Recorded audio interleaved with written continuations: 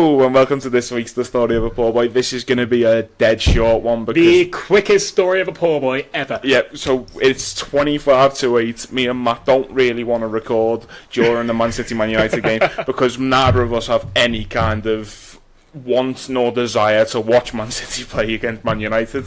The main reason being that we haven't actually watched Newcastle. We haven't actually watched Manchester City lose, so we're not going to watch it, and they're going to lose. Yep, that's the idea behind it. We're going to sit there and we're going to watch Avengers Infinity War instead, and then go and see the midnight showing of Endgame because we are secretly nerds. I'm Mikey. Like, people who've never met us before who might listen to this, you never know. I'm Matt, King of the Wolves, and the nerds. Yeah, and basically we had a toss-up between actually discussing Cardiff versus Liverpool or discussing Game of Thrones and Avengers theories. And I really want to discuss Game of Thrones and Avengers theories. Yeah, I mean, we could do that, I suppose, but for the interest of people who maybe aren't that interested in those two. Gini Wijnaldum is going to sit on the Iron Throne at the end of the season. After the pictures today, it's Mo Salah, lad. He's officially met Daenerys, and he is going to sit on the Iron Throne. So what we're going to talk about today is we are going to look at Cardiff, Liverpool's 2-0 win away at Cardiff. It will be very brief because Matt was away for it, so has seen very little of the match. Hey, you know what, though? Every game that I've been away with my girlfriend, we've won. Well, these are the sacrifices I make for the Reds. Are you away for Barca? The second leg of Barca? No, I'm away for the first. Alright, okay, that's fine. And we're going to win. We're going to win away again. Fucking hell. Yeah, so we're going to talk about the Cardiff game. And, I mean, we may mention Man City, Man United. Obviously, we have no idea what the result's going to be, and by the time this goes out, it could be fantastic for Liverpool, could be really bad for Liverpool. Hopefully, United can do us a favour. I'll give you a hint. 5 minutes into the game, it will be 1-0 to Manchester City. Yeah, that's fine. That's just how it works. But Man City went 2-0 up against them last season and lost 3-2 at home, so you never fucking know. You never know. And the last thing we'll probably talk about as well is that it's come out in the last couple of hours that Virgil van Dijk is, PFA Player of the Year? Yes, it hasn't been confirmed by the PFA, but the Daily Mail and the Telegraph are both reporting it, so we can take from that. Yeah, the players' votes are in. Yeah, that the players' votes are in. But let's go right back to the start of to Sunday even, and Liverpool beat Cardiff 2-0. So there's pressure on us straight away from Saturday because Spurs turn up at the Etihad, and while they give City a good game, ultimately lose 1-0. Yeah, they don't get that goal that they desperately need. Yeah, exactly. That we desperately need.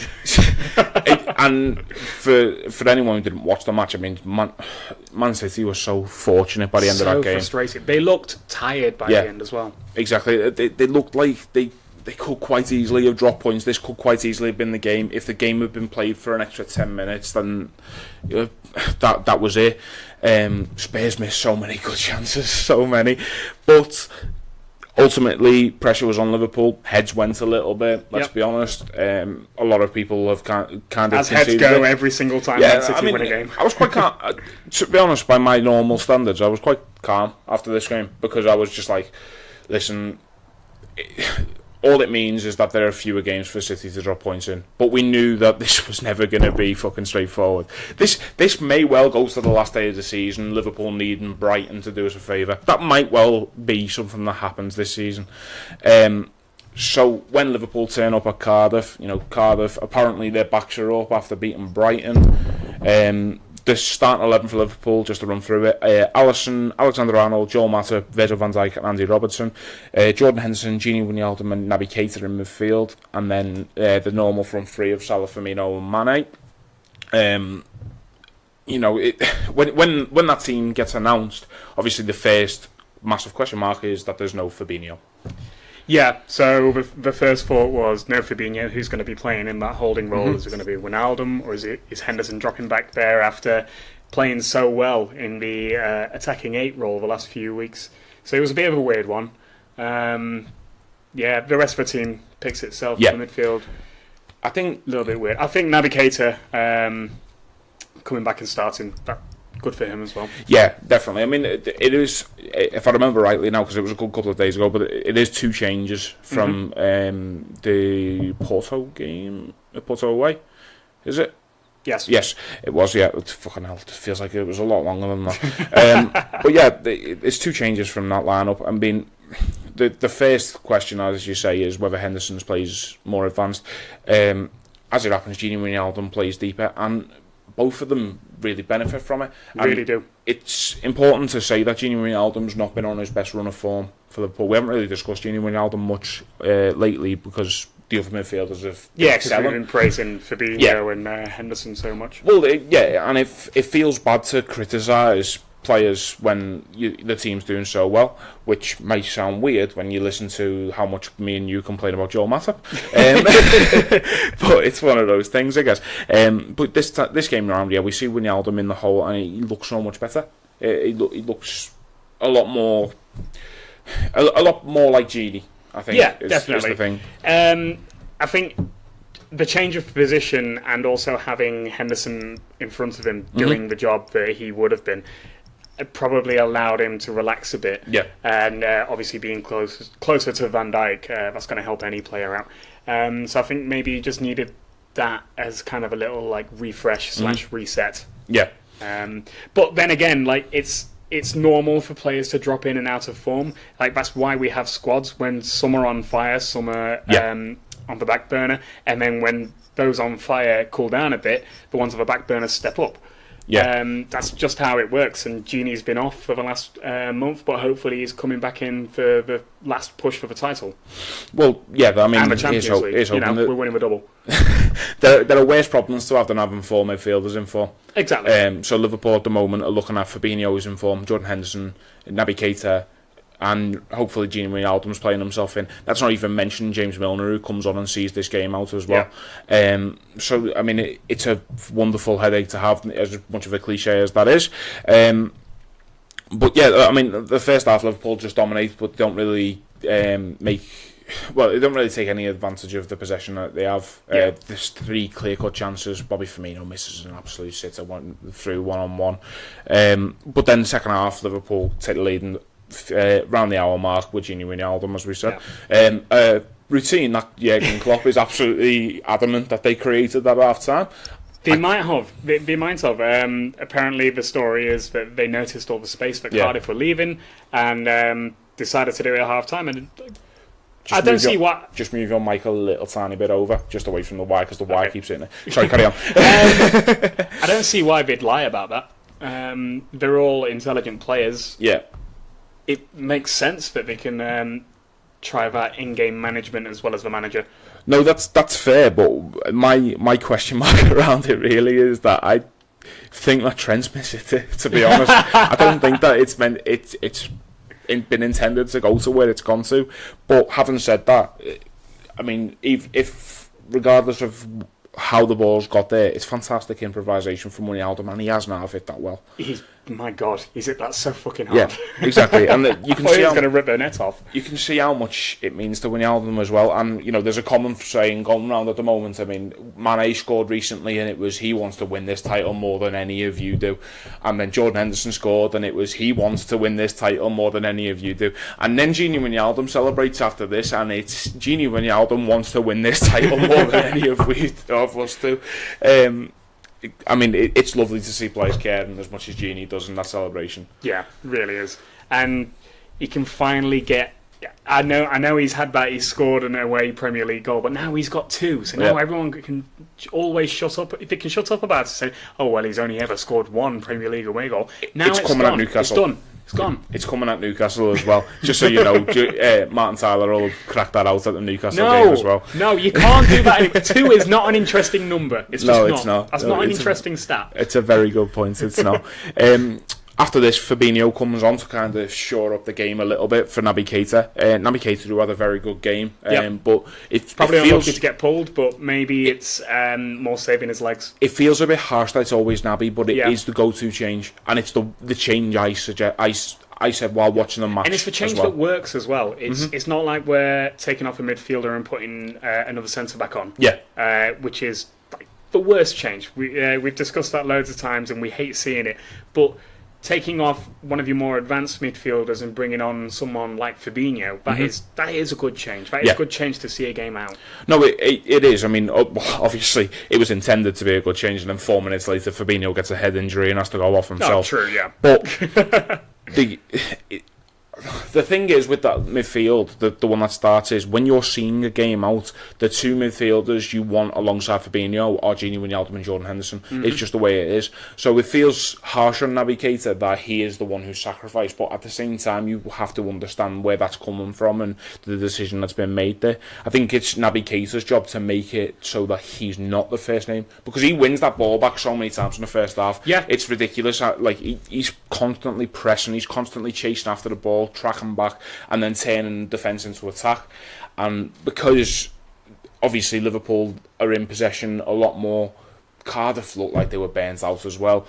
Fabinho made sense, and then he has to go off. Yeah, it's one of them. But like, if we could take anything from a Champions League final last season, don't risk it with head injuries anymore. Just don't. Yeah, no, that's a very, very, very good point. Yeah, I mean, I wouldn't suggest it at all for Fabinho, because he looked all right, but it's just not worth it. You never know, do you? Exactly, it's just not worth it at this point in the season. It's just not. I mean, if he collapses while he's on the pitch, then Liverpool are under fire straight away, and deservedly so. They would have been as well. 100%. As it happens, no risk taken at all. Completely understand that.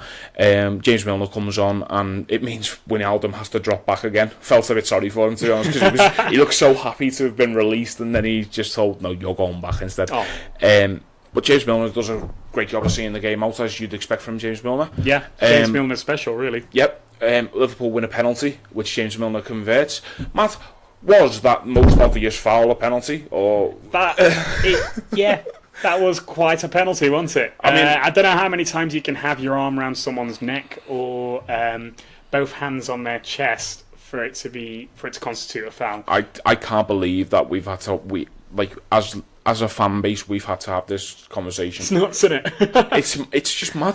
Like, we're at the point now where he's genuinely getting fouled, and we have to defend him for it. Because, I mean, the David Luiz one last week, alright, it's not great against Chelsea. He has went down a bit theatrically. But David Luiz has caught him. Yeah. He has caught him on the shin. And if anybody else goes down, if it's an English lad going down, if it's Marcus Rashford, for example... Oh, it's smart play. Smart play. He's won the pen. Maybe not Marcus Rashford, because, you know... Yeah, he is black. Yeah, exactly. There's a race issue there. Harry Kane. If Harry Kane does it, it's smart play. Jamie Vardy does it, it's smart play. It's drawing the foul. Do you remember that when Jamie Vardy used to get praise for drawing defenders into making the challenge? Yep. And now Mo Salah he has to go down there, otherwise he gets nothing given. Yeah, exactly. That's the thing. That's the thing with the state of referees at the minute. You have to go down, otherwise you won't get the foul. If you stay on your feet, the referee will never ever blow for a penalty. The problem with that... In a month for Sundays, it wouldn't happen. Well, that's it. That's exactly it, isn't it? And the thing is, if you look at the situation, when Salah gets the ball, he's in a decent situation to maybe get a shot off, maybe get a cross in.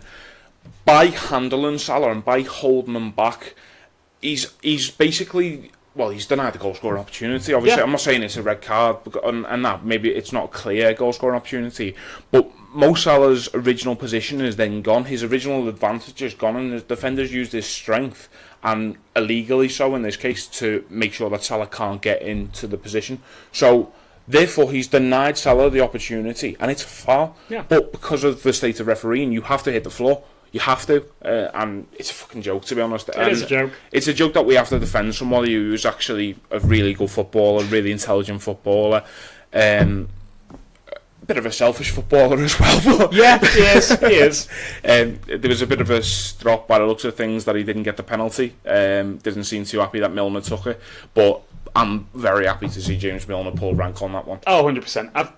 I think people are being a little harsh on Salah, because before Milner came on, Salah probably would have been the penalty taker.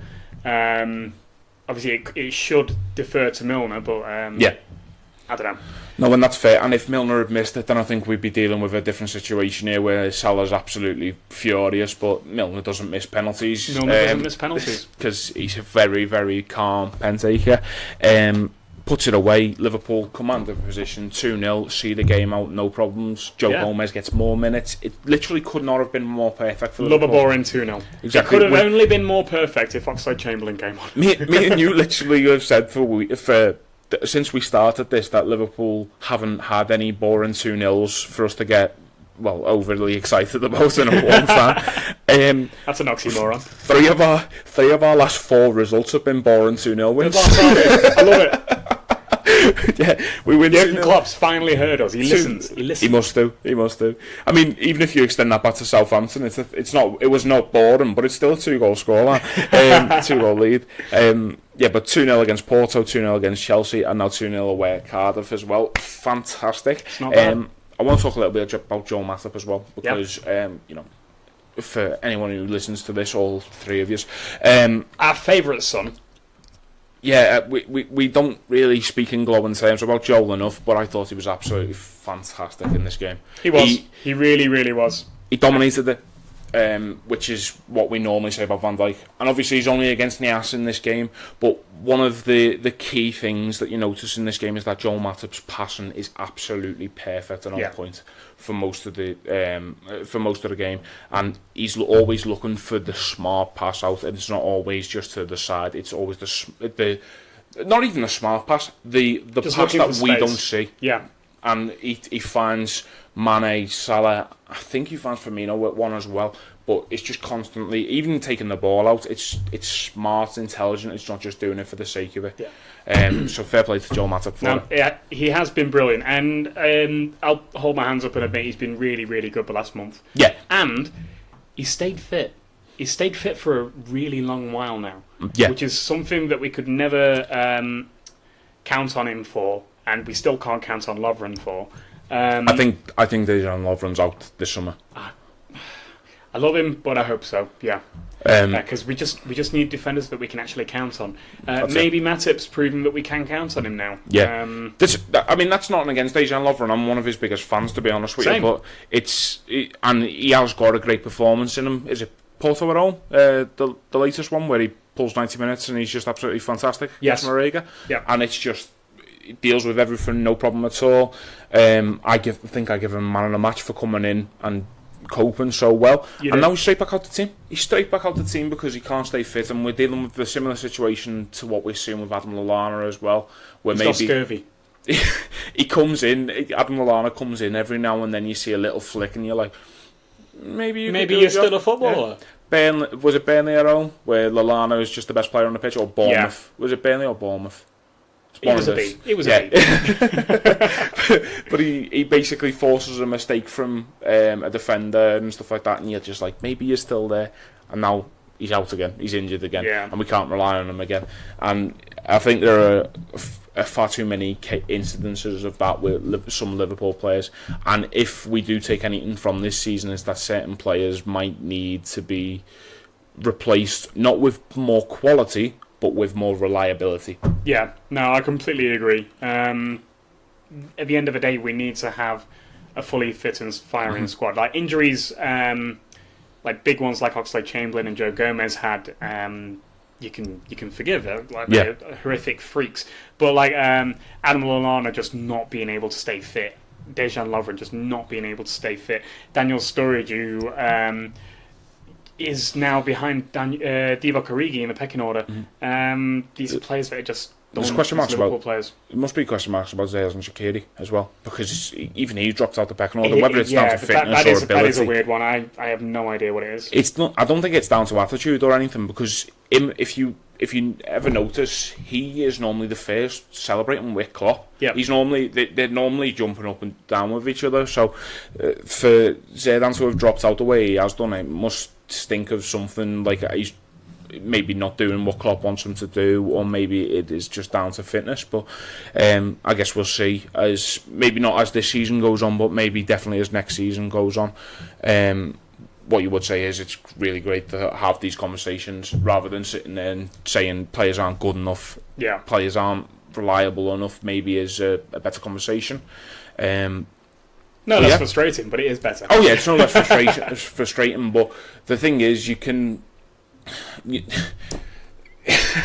I'm trying to think of the way. Like Liverpool are at a point now where there's a very finite group of players that improve that squad. Do you know what I mean? Like it's not so much like it's not. For example, when a couple of years ago, before we get Van Dijk, you're looking around and you're like, well, Alderweireld would do a job for us. Laporte would have done a job for us. Yeah. Why aren't we in the market for these players? Now you're looking around and you're like, who honestly comes in and is happy to be involved in a defence where, let's be honest, the first choice pairing is Joe Gomez and Virgil van Dijk. Who's coming in and replacing one of those two and actually increasing how good Liverpool are?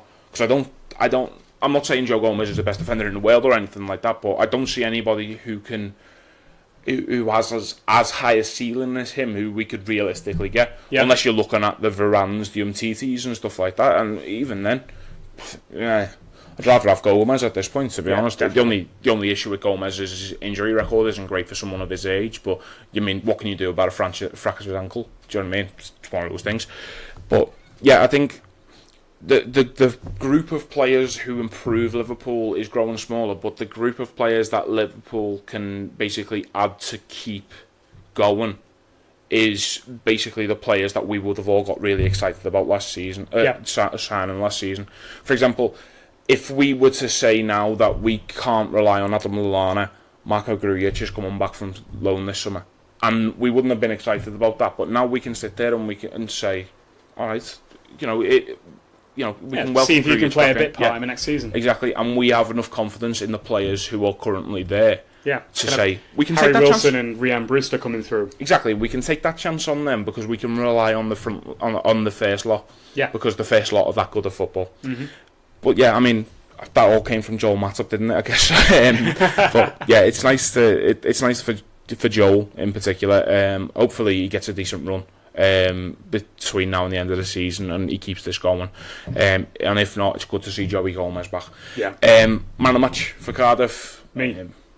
Fair enough. I'm going Joel Matip. I agree with Joel Matip. Yeah, that's fine. Man City, Man United kicks off. It's the other way around, actually. Man United, Man City. That could be important because it's at Old Trafford. Kicks off in 3 minutes. Have you got any confidence in our bitter rivals to do us a favour at all? Didn't think so. No. Fucking hell, they're shite. Yeah, they are. They got battered 4-0 by Everton at the weekend. Do you know what? I really didn't want to talk about that because I honest to God could praise Everton so highly for how well they played. Everton were quite good. They were ridiculous. Honest to God. And it just makes the all the fans who were crying for Marco Silva to be sacked, it makes them even more laughable, doesn't it, really? Yeah. I mean, United weren't great at all. They give Everton the opportunity to look that good, but you look at Everton's home form now. You can't take away from Everton. Well, the thing is, Everton's last 4 home games have been the Derby, Chelsea, Arsenal and United, and they've won 3 of them and drawn 1. Yep. And all of a sudden, and I hate saying this, but all of a sudden that point we got doesn't look bad. No, doesn't look a bad point. Obviously, it's the Derby, and certain levels weren't reached, and we could have definitely played better, but it doesn't look a bad point at all. Going away to Everton is never probably, if you're looking realistically, I was going to say never at the a time, bad point. Out of context of the season, it was a good point. Yeah, and you've said that point many a time since, haven't you? And coupled with United, they're not bad points. It's just when you look back at the Leicester and West Ham game, then it then becomes bad. They then become bad points. But taken in isolation, it's not. But even looking at what Everton have done since, fair play to them. And they're probably going to be one to watch next season purely because if they have a good summer, which I don't think they will, I don't think they've got the finances to do it. They've got to sell to buy, haven't they? Yeah, I think so. And I think Everton are in a dangerous position that PSG were in last season. Obviously not the same level of quality, but PSG had to sell so many players to keep Mbappe. And basically what they ended up with is the same squad, but worse. Yep. So they ended up with the same squad, a similar squad, but they had to sell... who was it? A youngster to Celtic, I can't remember his name off the top of my head. Eduardo, I think his name is. Mm-hmm. They had to sell Javier Pastore to Roma. Just little names that, don't They wouldn't decrease start the quality of the first 11, but decrease the quality of the squad. And you can see that is really affecting them now. They've lost 3 games on the bounce. Yeah, they did win they did win the title on the weekend. Oh, okay, fair because they finally won a game, but it coincided with Mbappe coming back in. Yeah. But yeah, I know what you mean. Yeah, they had a few injuries and the squad was just decimated. And they had to sell players to afford Mbappe to meet FFP. Yeah. Whereas Everton, they're not going to struggle to meet FFP, but what they are probably going to struggle with is they've got to find a way of getting Andre Gomez to stay, because I think that's something that they really want. And then you're looking at Kurt Zuma as well. So if they're going to bring these players in, are we looking at them selling Idrissa Gueye to PSG, who's been heavily linked with a move away? Yeah. Are they going to have to sell to bring in the players who they've already got on loan? I think it's a slight concern from them, but I mean, they're in a lot better position than they thought they were going to be. Oh fuck, the game's kicked off. United haven't conceded yet. So that's good. That's good to know. I am literally going to leave it up there. The last thing I did want to talk about, because we are not going to mention United City unless there's a goal in it. In which case, fine. But last thing I wanted to mention was Virgil van Dijk. Yes. So Virgil van Dijk, the people's player. Yep, the player's player. The player's player. Yep. So in his first full season, it looks like he's won the Player of the Year. It's not really been in doubt with Liverpool fans. I guess it has been in case people voted for Sterling more to spite us than anything else, I guess. Pretty much, yeah. And Sterling voting for Kane definitely to spite us. Yeah, exactly. And it's one of those things. I mean, tactical voting's a bit harsh. It's like living in Southport and voting for Lib Dem because Labour never win. Just fucking cutting your nose off to spite your face, doesn't it? Tories won the other day, didn't they? Over year. Yeah, exactly. So, I mean, it's a great achievement for Virgil van Dijk. It's also, stat for you, the first time Liverpool have won back-to-back PFA Player of the Years since Kane, Dalglish and Ian Rush did it in 83 and 84. Yeah. Very nice. Jamie pulled that stat up before. She asked me, she shouted after me. I was like, oh, yeah, we'll probably talk about this. And she went, when was the last time Liverpool won? I'll look it up for you. And yeah, so they've with Mo Salah winning it last year and Virgil van Dijk this year, it's the first time since it Dalglish must be a while Rush. since a defender's won it as well. Did Vertonghen win? No, that was Player of the Month. I don't know when that is. I'm going to have to find out now, aren't I? Matt, talk about how good Virgil van Dijk is for us, please. He is brilliant. I think the main thing with Player of the Year for Virgil van Dijk is that you could take Raheem Sterling out of Man City and Man City don't feel that effect too much, I don't think. You could take you could take Harry Kane out of Spurs and they're better. You could take Eden Hazard out of Chelsea, which is going to happen soon, but Hazard hasn't been as good as Virgil van Dijk or Raheem Sterling for me. But if you take Virgil van Dijk out of Liverpool, we're back to last season's levels. The fact that we have the best defence in the league. We're on for a record-breaking amount of goals conceded for a Liverpool team in the Premier League. It's absolutely ridiculous, and it all stems from this man. Obviously, we've brought in Alisson as well, and Joe Gomez is really coming to his own in the first half of the season. Even Lovren and Matip have stepped up the game. But Virgil van Dijk is an absolute Adonis. He hasn't been dribbled past once in the league or Europe. That is just stupid. He wins everything. We've never actually seen him make a slide tackle. Yeah. How nuts is that from a centre-back? We used to see Martin Skirtle doing that all the fucking time. It's a sign of a defender that is his absolute last resort. The defence has been so bad that a centre-back has to make a slide tackle as the last man.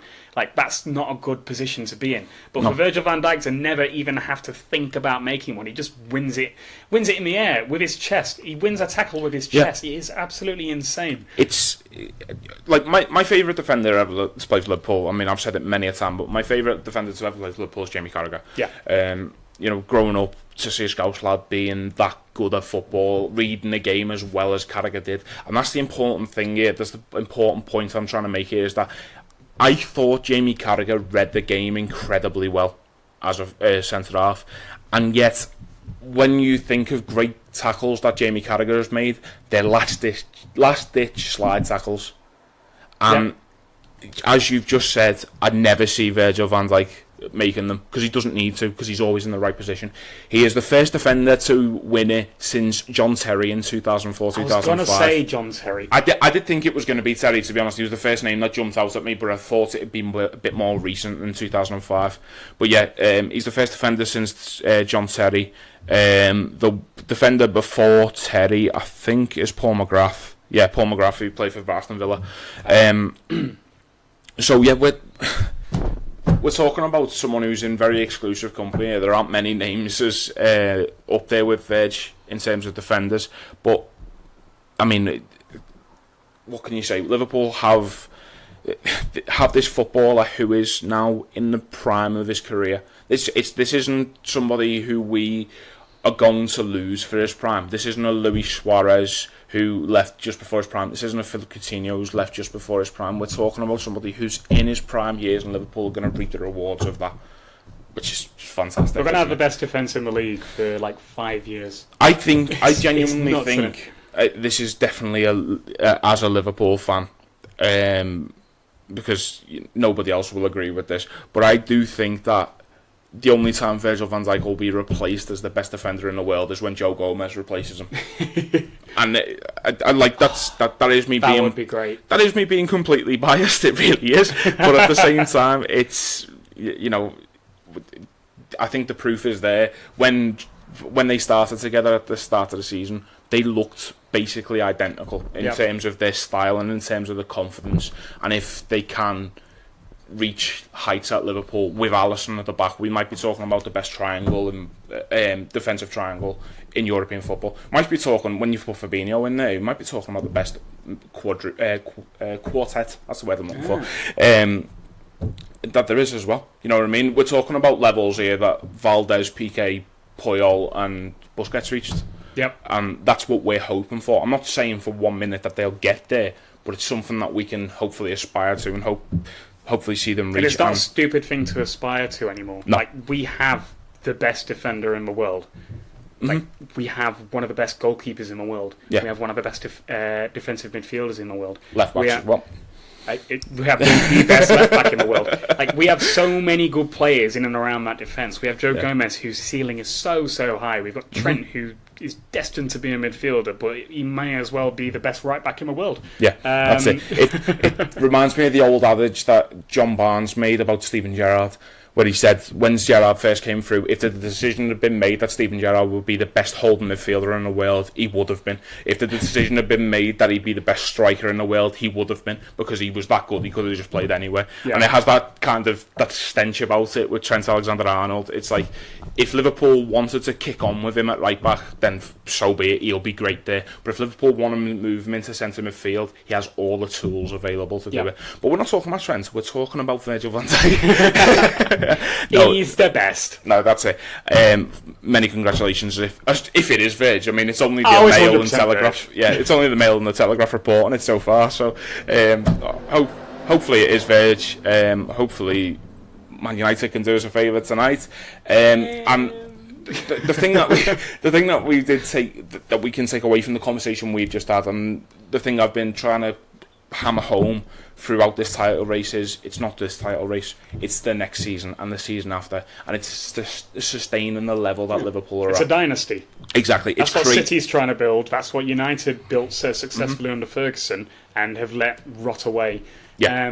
This is our time to be there for the foreseeable future. Like, to be there or thereabouts, to stay there. Like, when we qualified for the Champions League for the first time on the clock, we were saying, it's great. It's really, really great that we're in the Champions League again, but we need to make sure we're in it again the season after. I mean, you say under Klopp, me and you had that conversation when it was Brendan Rodgers in 13-14. Me and you were saying that back then, before we even thought of doing a podcast.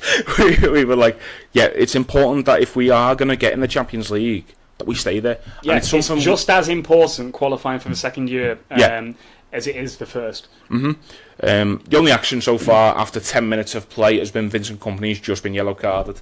That's good. I mean, I could do with him giving away a penalty if he fancies it. That'd be nice. Red card too. Yeah, please.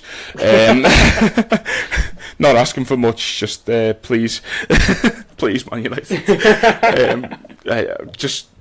If I've got me cover photo on Facebook as a picture of Michael Owen, which is hurting me a little bit, to be honest. So there you go. And on that note, it's time for Avengers Infinity War. Yeah, and then it's time for Avengers Endgame. Yep, I think I'm not ready for Endgame or Infinity War again, to be honest. Predictions. I predict I'm going to cry my eyes out. Thanos wins 7-0. Yeah, Thanos wins 7-0. They go back in time and stop Loris Karius making a mistake in the Champions League final. That's been this week's The Story of a Poor Boy. Thank you very much for listening. If you could share us, like us, follow us on all of the normal things. All the pages are on Twitter. On the link, my head's gone completely here, to be honest. I'm just sitting here just hoping Man United don't let us down. Yeah. Cheers for listening, guys. We'll see you in 2 weeks because I'm off on holiday. We will do indeed. Thank you for saying that. I forgot about it. So hopefully by the time we speak to you next, Liverpool will have beaten Huddersfield, Liverpool will have beaten Newcastle as well. Man City will have lost every game that they play and we'll be league champions. And hopefully we'll be league champions. You never fucking know, do you? If we are league champions, I don't care if he's in Malta or not. I'll get hold of him. We'll sort something out. I'll fly out if I have to. But yeah, thank you very much for listening. Thank you very much for listening for the entire season so far as well. If you have been, it has been, boss. Yeah, it has been. It's especially if Liverpool. We enjoy doing this so much. If Liverpool win this, you don't even realise. Like me and Matt, we can never stop doing this if we win. Well, that as well. But if Liverpool win this, we have every single game this season. Well, give or take. Every single conversation we've had about football this season has basically been recorded and documented down. So you can hear us when our heads fall off, when we got really excited, when we were right, when we were very, very wrong. We were probably wrong more often than we were right, but it's all recorded. It's fantastic. I love it. And we will continue doing this. Hopefully one day it'll take off. You never fucking know, do you? Up the Reds, both Liverpool and Man United for tonight only. Glory, glory, Man United! And with that, see you after.